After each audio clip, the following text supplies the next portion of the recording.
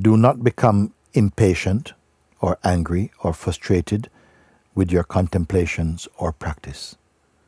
I say this because sometimes people go, I'm so tired of my mind, and well, I'm so tired of you. No. That is playing into the minefield.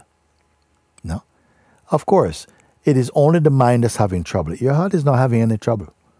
It's your mind and the mind-made identity that you take to be so important and real that is struggling. It's the very mind itself that says it's troubled by the mind, actually. Not when I say mind, you're not only mind. It's like a mixture, a cocktail between mind, between person and presence. Some little thing is there, you see? And so this type of play can happen. The higher aspect of the self in its manifestation is growing and discovering. But sometimes frustration comes from the mind side. It's, oh, I don't know, I'm not doing any progress, or maybe I should go and do something else, and so. You see, so when these things do come, which they do from time to time, be quiet. Keep your peace. Just, if you're quiet, you'll soon notice, it's just my mind. My mind is pretending to be dissatisfied. I say pretending. You hear me? I say pretending. And you are, because you identify with it, you think you are dissatisfied. You must come to know the difference between yourself and your mind. Most people in the world, even the ones who are so gifted to make spaceships and aeroplanes and stuff, they may not know the difference between themselves and their mind. So, you are that which observe your mind. If you mix the two and you believe you are, because this is what a person fundamentally is, fundamentally, but mostly is, then what happens is that doubts will follow you around a lot. But when you begin to look from the stage you are now, because you've been following my guidance for a while, so you have developed the capacity within yourself, your deeper powers are being released enough to see and to discern the difference between, this is the mind again. Oh, this is ego coming again. Sometimes it's so quick that you feel like you're late. He's already in. The thief is already in the house. But you know what? This is a glass house. It's like a thief in a glass house. So wherever he's hiding, he cannot hide because everything is transparent. This is the gift of your being. You see? Do you understand what I'm saying? Because it's very important that we are understanding that. What do I mean by that? Is that for much of your life, the ego has been hiding inside your name. You see? When you stand up, he stands up. When you sit down, he sits down. So to speak, no? When you have a thought going, oh, I can't stand this, you think it's your thought, but it's just mind. And this has been the relationship we have developed. It's a bad marriage. Okay? But you don't even know enough to get a divorce from it. Now you're realizing that actually this is just the way that life works. That the more wise you become to yourself, and no other study in the human kingdom can equip you as well to transcend and to expose the delusion than what we are sharing also. If you are someone, a Christian, Muslim, whatever, you have a relationship with God, you pray, that will help you to clean up and to overcome. That is also for overcoming the ego, by the way, in its purity. It is to overcome the ego and to awaken to God, self, God reality. Here we are also going very direct, because you cannot find truth without the one you call God, meaning the pure consciousness also. It manifests itself in many different forms and in many different ways to guide the different peoples of the world according to their temperament. It gives them their traditions and their particular way that they must search to find it. You see? But we are confused because we believe so much in our personal identity. You think that other ways of thinking are wrong because they're not your way of thinking. This is ignorance, you see. Anyway, that was only my first point. Second point. The ego grew and became strong due to the strength of belief in it. And so it was accepted as who we are and unquestioned for so long. But now, things are changing. Next one. Don't think ego is all bad, horrible, horrible. No, no, no. Initially, it was the I-ego's desire to find the self that brought you so far.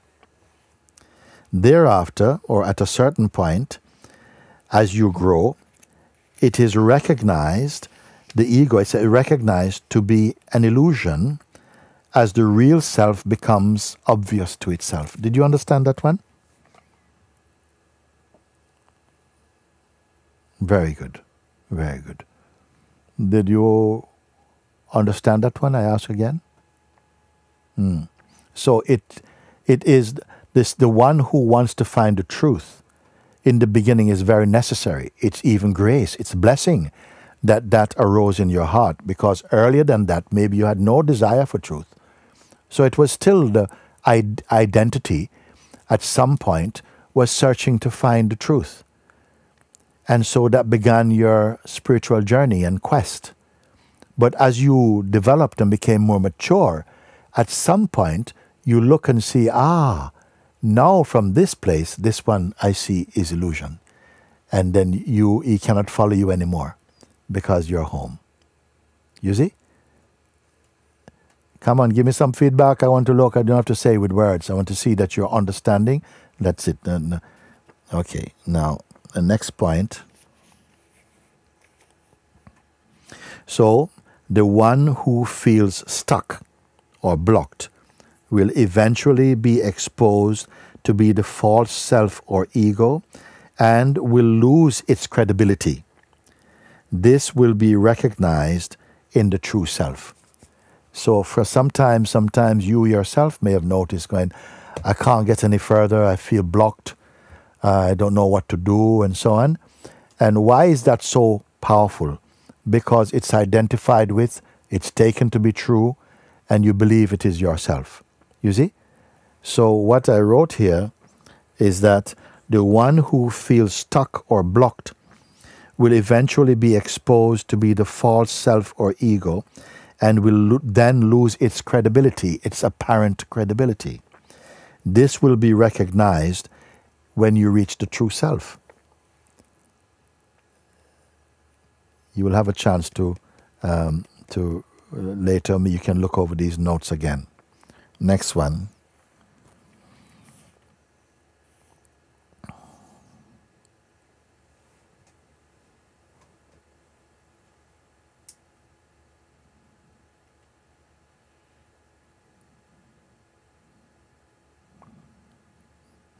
When the self is realized, it will be obvious that it was, it is, and always is here, perfect, timeless, unchanging, and imperishable. You see? As the self is realized, when it is realized, it will be obvious that it was always here. It was, it is, and will always be. Perfect, timeless, unchanging, imperishable.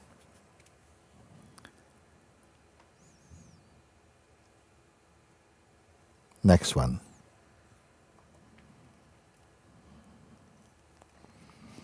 If or when it feels difficult or even impossible to surpass the personal identity,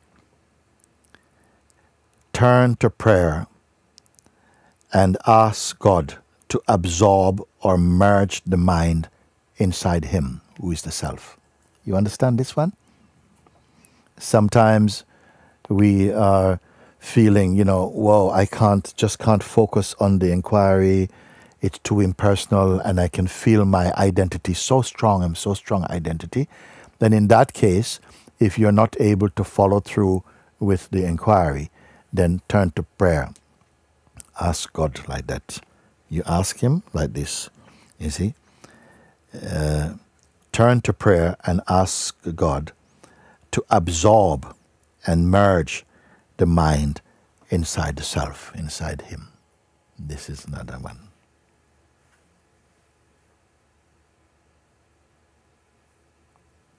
The next one.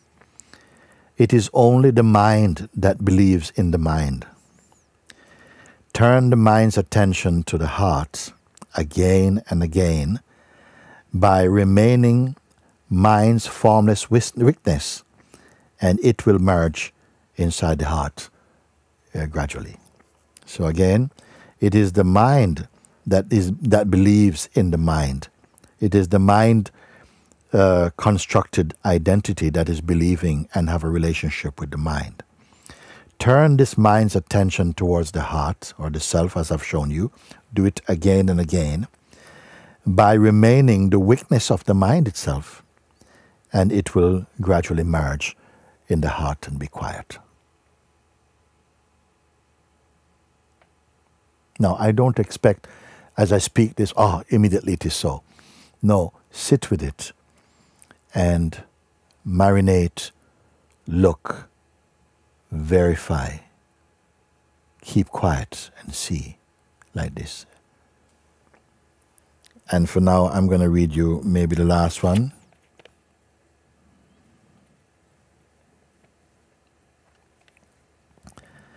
What you call death is only a door you will pass through without stopping there. What we call death, that terrifies so many people. It's only a door, a curtain. Like Rumi, I think coming now, Rumi said like this, don't be worried for me when I leave this body. I'm just passing through a curtain into paradise. What does it mean? Don't worry. So let me see how many I've got here. Yes. So I've read 8 of them. I have 8 more. I'll leave that for later. How about that? Enough for the moment. Okay.